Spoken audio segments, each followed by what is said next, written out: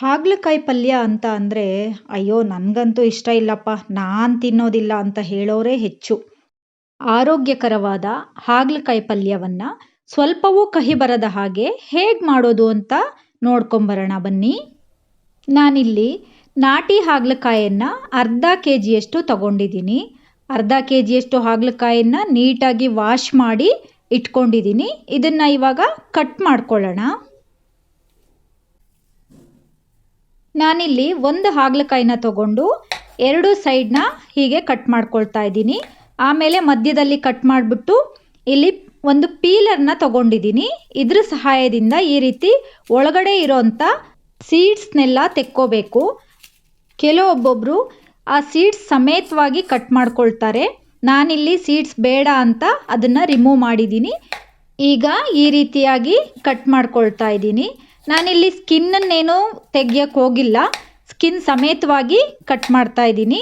ನೋಡಿ, ಈ ರೀತಿ ತೆಳುವಾಗಿ ಹೆಚ್ಕೋಬೇಕು. ನಾನಿಲ್ಲಿ ಎಲ್ಲ ಹಾಗಲಕಾಯಿಗಳನ್ನು ಅದೇ ರೀತಿ ಕಟ್ ಮಾಡಿ ಇಟ್ಕೊಂಡಿದ್ದೀನಿ. ಈಗ ಈ ಕಟ್ ಮಾಡಿರೋಂಥ ಹಾಗಲಕಾಯಿಗೆ 1 ಟೇಬಲ್ ಸ್ಪೂನ್ನಷ್ಟು ಉಪ್ಪು ಹಾಗೆಯೇ ಅರ್ಧ ಟೇಬಲ್ ಸ್ಪೂನ್ನಷ್ಟು ಹಳದಿ ಪೌಡ್ರನ್ನು ಹಾಕಿಬಿಟ್ಟು ಹೀಗೆ ನೀಟಾಗಿ ಮಿಕ್ಸ್ ಮಾಡ್ಕೋಬೇಕು.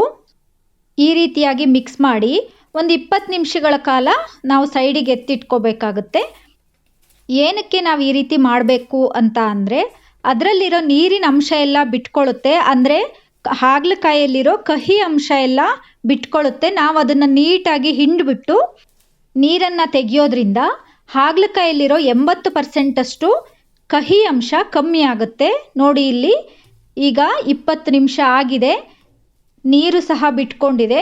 ನಾನು ಹೀಗೆ ಸ್ವಲ್ಪ ಸ್ವಲ್ಪನೇ ತಗೊಂಡು ಗಟ್ಟಿಯಾಗಿ ಹಿಂಡ್ತಾ ಇದ್ದೀನಿ. ನೋಡಿ, ಇಲ್ಲಿ ಎಷ್ಟೊಂದು ನೀರು ಅದರಿಂದ ಬರ್ತಾ ಇದೆ. ನಾನಿಲ್ಲಿ ಎಕ್ಸ್ಟ್ರಾ ನೀರೇನು ಸೇರಿಸಿಲ್ಲ. ಉಪ್ಪು ಮತ್ತು ಅರಿಶಿನ ಪುಡಿ ಹಾಕಿರೋದ್ರಿಂದ ಈ ರೀತಿ ಹಾಗಲಕಾಯಲ್ಲಿ ನೀರು ಬಿಟ್ಟಿದೆ. ನೋಡಿ, ಅರ್ಧ ಕೆ ಜಿಯಷ್ಟು ಹಾಗಲಕಾಯಿನ ಹೆಚ್ಕೊಂಡಿದ್ದು ಅದರಲ್ಲಿ ನನಗೆ ಇಷ್ಟು ನೀರು, 1 ಗ್ಲಾಸ್ನಷ್ಟು ನೀರು ಸಿಕ್ಕಿದೆ. ನೋಡಿ, ಈಗ ನಾನು ಪಲ್ಯವನ್ನು ಮಾಡ್ಕೊಳ್ಳಿಕ್ಕೆ ಒಂದು ಪಾತ್ರೆನ ಇಟ್ಕೊಂಡಿದ್ದೀನಿ. ಅದಕ್ಕೆ 4 ರಿಂದ 5 ಟೇಬಲ್ ಸ್ಪೂನ್ನಷ್ಟು ಎಣ್ಣೆನ ಹಾಕ್ಕೊಂಡಿದ್ದೀನಿ. ಎಣ್ಣೆ ಬಿಸಿ ಆದಮೇಲೆ 1 ಟೇಬಲ್ ಸ್ಪೂನ್ನಷ್ಟು ಜೀರಿಗೆ, 1 ದೊಡ್ಡದಾದ ಈರುಳ್ಳಿಯನ್ನು ಕಟ್ ಮಾಡಿ ಹಾಕ್ಕೊಂಡು ಸ್ವಲ್ಪ ಫ್ರೈ ಮಾಡ್ಕೋಬೇಕು. ಈರುಳ್ಳಿ ಸ್ವಲ್ಪ ಫ್ರೈ ಆಗಬೇಕು. 2 ನಿಮಿಷ ಫ್ರೈ ಮಾಡ್ಕೊಳ್ಳೋಣ. ನಾನಿಲ್ಲಿ ಜಾಸ್ತಿ ಯಾವುದೇ ರೀತಿಯ ಮಸಾಲವನ್ನು ನಾನು ಆ್ಯಡ್ ಮಾಡ್ತಾ ಇಲ್ಲ. ತುಂಬ ಕಮ್ಮಿ ಮಸಾಲದಲ್ಲೇ ಪಲ್ಯವನ್ನು ಮಾಡ್ತಾ ಇದ್ದೀನಿ.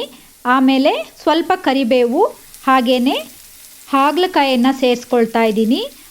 ಉಪ್ಪಲ್ಲಿ ನೆನೆಸಿಟ್ಟಿರೋದ್ರಿಂದ ಹಾಗಲಕಾಯಿ ಫುಲ್ ಸಾಫ್ಟ್ ಆಗಿಬಿಟ್ಟಿದೆ.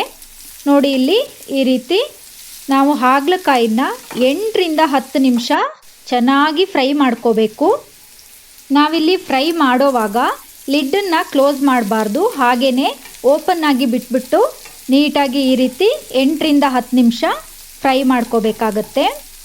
ನಾವು ಫ್ರೈ ಮಾಡೋವಾಗ ಯಾವುದೇ ಕಾರಣಕ್ಕೂ ನೀರನ್ನು ಆ್ಯಡ್ ಮಾಡಬಾರ್ದು.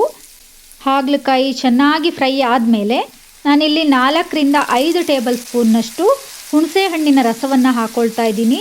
ಹಾಗೆಯೇ ರುಚಿಗೆ ತಕ್ಕಷ್ಟು ಉಪ್ಪು, ಅರ್ಧ ಟೇಬಲ್ ಸ್ಪೂನ್ನಷ್ಟು ಧನಿಯಾ ಪೌಡರ್, 1 ಟೇಬಲ್ ಸ್ಪೂನ್ನಷ್ಟು ಅಚ್ಚಕಾರದ ಪುಡಿ, ಹಾಗೆಯೇ 1 ಟೊಮೊಟೊನ ಕಟ್ ಮಾಡಿ ಸೇರಿಸ್ಕೊಳ್ತಾ ಇದ್ದೀನಿ. ಈಗ ಇದನ್ನು ನೀಟಾಗಿ ಮಿಕ್ಸ್ ಮಾಡ್ಕೊಳ್ಳೋಣ. ಟೊಮೊಟೊ ಸ್ವಲ್ಪ ಸಾಫ್ಟ್ ಆಗಬೇಕು. 1-2 ನಿಮಿಷ ಈ ರೀತಿ ನೀಟಾಗಿ ಮಿಕ್ಸ್ ಮಾಡಿಕೊಂಡು ಇನ್ನು ಸ್ವಲ್ಪ ಫ್ರೈ ಮಾಡ್ಕೋಬೇಕು. ನಾನಿಲ್ಲಿ ಒಂದು ಚಿಕ್ಕ ಪೀಸು ಬೆಲ್ಲವನ್ನು ಸೇರಿಸ್ಕೊಳ್ತಾ ಇದ್ದೀನಿ. ಹುಳಿ ನಾವು ಜಾಸ್ತಿ ಹಾಕಿರೋದ್ರಿಂದ ಬೆಲ್ಲ ಅದ್ರ ಜೊತೆಗೆ ಸೇರಿದರೆ ಅದು ಬೇರೆದಾದ ಟೇಸ್ಟನ್ನೇ ಕೊಡುತ್ತೆ. ಹಾಗಾಗಿ ನಾನಿಲ್ಲಿ ಸ್ವಲ್ಪ ಬೆಲ್ಲವನ್ನು ಆ್ಯಡ್ ಮಾಡ್ಕೊಂಡಿದ್ದೀನಿ. ಈಗ ನೀಟಾಗಿ 1-2 ನಿಮಿಷ ಫ್ರೈ ಮಾಡ್ಕೊಳ್ಳೋಣ. ಈಗ ನೋಡಿ, ಸಿಂಪಲ್ಲಾಗಿ ಹಾಗೆ ಸ್ವಲ್ಪವೂ ಕಹಿ ಬರದ ಹಾಗೆ ಹಾಗಲಕಾಯಿ ಪಲ್ಯವನ್ನು ಮಾಡ್ಕೊಂಡಿದ್ದೀವಿ. ಈಗ ನಾನು ಮೇಲೆ ಸ್ವಲ್ಪ ಕೊತ್ತಂಬರಿ ಸೊಪ್ಪನ್ನು ಹಾಕ್ಕೊಳ್ತಾ ಇದ್ದೀನಿ. ಹಾಗಲಕಾಯಿನ ನಾನಂತೂ ತಿನ್ನಲ್ಲಪ್ಪ, ನನಗಿಷ್ಟ ಇಲ್ಲ ಅನ್ನೋರು ಈ ರೀತಿಯಾಗಿ ಒಂದು ಸಲ ಟ್ರೈ ಮಾಡಿ ನಿಮ್ಮ ಮನೆಯಲ್ಲಿ. ವಿಡಿಯೋ ಇಷ್ಟ ಆಗಿದ್ದರೆ ಶೇರ್ ಮಾಡಿ ಹಾಗೂ ಚಾನಲ್ನ ಸಬ್ಸ್ಕ್ರೈಬ್ ಮಾಡಿ.